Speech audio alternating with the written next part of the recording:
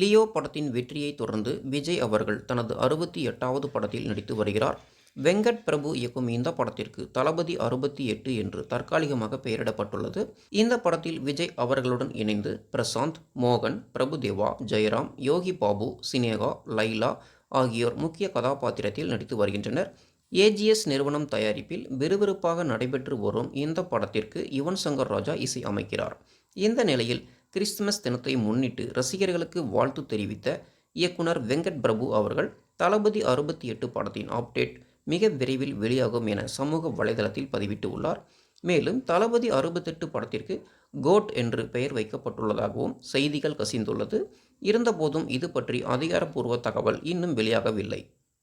Lyca நிறுவனம் தயாரிப்பில் மயில் திருமேனி இயக்கத்தில் அஜித் அவர்கள் நடிக்கும் படம் விடாமுயற்சி. அனிருத் இசை அமைக்கும் இந்த படத்தில் அஜித் அவர்களுடன் இணைந்து திரிஷா, அர்ஜுன் போன்ற பிரபலங்கள் நடித்து வருகின்றனர். இந்த படத்தின் படப்பிடிப்பு அஜர்பைஜான் நாட்டில் தற்போது விறுவிறுப்பாக நடந்து வருகிறது. இந்த நிலையில் அஜித் அவர்கள் படப்பிடிப்பிற்கு செல்வதற்காக சென்னை விமான நிலையத்திற்கு வந்துள்ளார். அங்கே சிலருடன் அஜித் அவர்கள் பேசிக் கொண்டிருக்கும் போது அங்கே நடிகை பாவனா வந்துள்ளார். அப்போது அஜித் அவர்கள் கொஞ்சம் லேட்டாகி விட்டது, சாரி என்று கேட்டுள்ளார் பாவனாவிடம்.